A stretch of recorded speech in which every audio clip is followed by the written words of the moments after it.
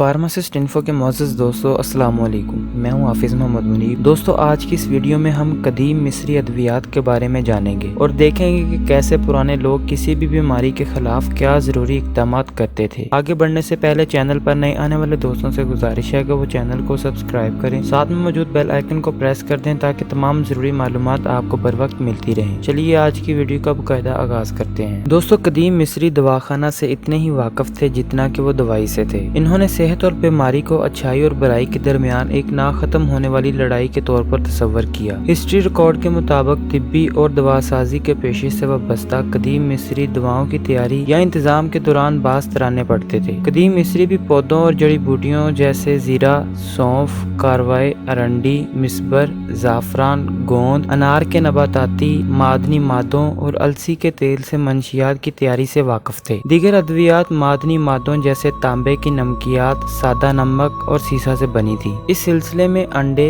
جگر، بال، دودھ، جانوروں کے سینگ اور چربی، شہد اور موم کا بھی استعمال کیا گیا۔ اس کے بعد دوسرے نمبر پر درست تشخیص کے بارے میں جانیں گے۔ قدیم مصری اس بات سے پوری طرح واقف تھے کہ بیماریوں اور ان کی علامات کی درست تشخیص مؤثر علاج کے لیے بنیادی ہے۔ ایک قدیم پائپرس کہتا ہے، اگر آپ کسی کو قبض، پیلا چہرہ اور تیزی سے دھڑکتے دل میں مبتلا پاتے ہیں اور معائنہ کرنے پر آپ کو زیادہ درجہ حرارت اور پیٹ پھولنا نظر آتا ہے تو یہ کچھ گرم مسالہ دار کھانا کھانے سے ہونے والے السر کی علامات ہو سکتی ہیں۔ پھر وہ خالی دوا تیار کر کے اس کا معدہ صاف کرتا ہے۔ کچھ میٹھے ایل جو میٹھے مشروبات ہوتے ہیں کو ایک رات معدے میں بھگو دیں اور یہ مریض کو یہ شربت 4 دن پلائیں اور وہ ٹھیک ہو جائے گا۔ ایبرس پائپرس نسخہ نمبر 201 میں موجود کیسٹر کے بارے میں بتاتا ہے۔ کیسٹر کی کچھ جڑوں کو پانی میں بھگو دیں جب تک کہ وہ گل نہ جائیں اور پھر اس مکسچر کو سر درد والے مریض کے سر پر لگائیں تو وہ فوراً ٹھیک ہو جائے گا۔ اگر کسی مریض کو بدہضمی کی شکایت ہو تو اسے کیسٹر کے کچھ پھل ایل کے ساتھ چبانے دیں۔ عورت کے بال بڑھنے میں مدد کرنے کے لیے کیسٹر کے پھلوں کو پیس کر گوندیں جب تک کہ وہ ہارڈ نہ بن جائیں۔ اسے تیل میں بھگو دیں اور پھر اسے سر پر لگائیں تو عورتوں کے لمبے بال ہونا شروع ہو جاتے ہیں۔ اس کے بعد ہم بات کریں گے کہ ہر بیماری کے لیے درجنوں ادویات۔ دوستو جدید بادشاہت کے دوران طبی نسخے اس قدر متنوع تھے کہ ان میں سے درجنوں بعض بیماریوں کے لیے دستیاب تھے۔ ایک معالج کو تجویز کردہ معیار کی بنیاد پر سب سے زیادہ مؤثر دواؤں کا انتخاب کرنا ہوتا ہے۔ کچھ دوائیں بہت تیزی سے کام کرنے والی تھیں جبکہ دیگر سست عمل کرنے والی تھیں۔ کچھ دوائیں خاص طور پر مخصوص موسموں کے دوران لاگو ہوتی تھیں۔ مثال کے طور پر آنکھوں کی ایک دوا تھی جو سردیوں کے پہلے 2 مہینوں میں خصوصی طور پر استعمال ہوتی تھی۔ ایک اور دوا تیسرے اور چوتھے مہینوں کے دوران جبکہ 1/3 ادویات سال بھر لاگو رہتی تھی۔ اس کے بعد ہم بات کریں گے کہ تمام عمر کے گروپ کے لیے ادویات۔ دوستو کسی بھی مریض کے لیے مخصوص دوا کا فیصلہ کرتے وقت ایک معالج کو عام طور پر مریض کی عمر کو مد نظر رکھنا پڑتا ہے۔ یورین کی روک تھام کے شکار مریضوں کے لیے mixture of water, oil sediments, green dates and some other vegetables کا مرکب دیا گیا جبکہ ایک بچے کو تیل میں بھگویا ہوا پیپرس کا ایک پرانا ٹکڑا دیا گیا جو اس کے پیٹ کے گرد گرم پٹی کے طور پر لگایا گیا۔ ادویات کی تیاری کے دوران فارماسسٹ کو مریض کی عمروں کو بھی مد نظر رکھنا پڑتا تھا۔ قدیم مصری طبیب نے نوٹ کیا کہ اگر نوجوان مریض کافی بالغ ہو تو وہ گولیاں لے سکتا ہے، لیکن وہ اگر ابھی تک ایک شیرخوار بچہ ہے تو وہ گولیوں کو دودھ میں تحلیل کر دینا چاہیے۔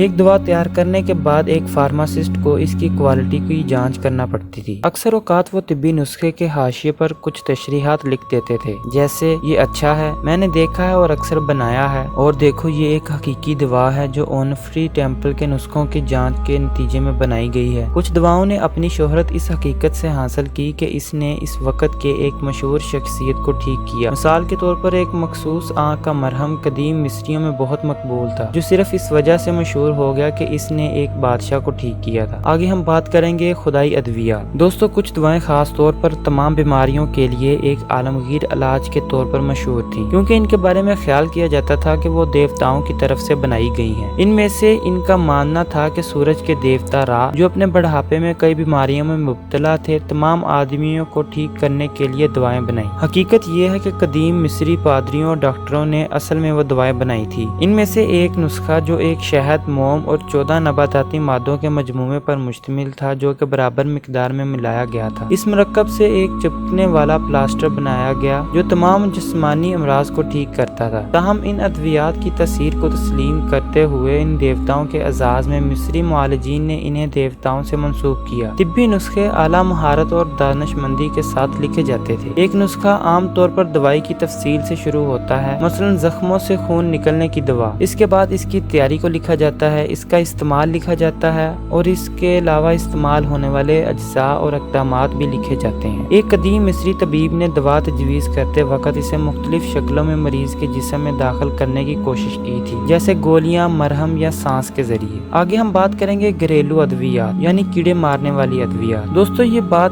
دلچسپ ہے کہ قدیم مصری کیمیاء دانوں نے کچھ دوسری دوائیں ایجاد کی جنہیں عام طور پر گھریلو ادویات کہا جاتا ہے، جس کا مقصد گھریلو کیڑوں کو ختم کرنا تھا۔ کیڑوں پر قابو پانے کے لیے ایک مشہور نسخہ یہ تھا کہ گھر میں نائٹرون، پانی اور لکڑی کے کوئلے کا چھڑکاؤ کیا جائے، جیسے زمینی پیپٹ پلانٹ کے ساتھ کیا جاتا ہے۔ ہنس کی چربی کو مکھی کے کاٹنے سے بچانے کے لیے استعمال کیا جاتا تھا اور مچھر کے کاٹنے کے علاج کے لیے تازہ تیل کا استعمال کیا جاتا تھا۔ رینگنے والے جانوروں اور چوہوں پر قابو پانے کے لیے دیگر دلچسپ ترکیبیں بنائی گئی۔ مثال کے طور پر ایک سوکھی مچھلی یا نائٹرون کا ایک ٹکڑا ناخن کے سوراخ کے دروازے پر رکھا جائے، اسے اندر کھا جائے گا اور گھر کے ارد گرد پھیلی ہوئی بلی کی چربی کا ایک ٹکڑا چوہوں کو دور رکھے گا۔ تو دوستو یہاں تک تھی آج کی ویڈیو، امید ہے آپ کو تمام ضروری معلومات مل گئی ہوں گی۔ ویڈیو کیسی لگی نیچے لائک اور کمنٹ سیکشن میں ضرور بتائیں۔ اپنا اور ارد گرد کے لوگوں کا بہت سا خیال رکھیں۔ اگلی ویڈیو تک مجھے دیجیے اجازت، اللہ حافظ۔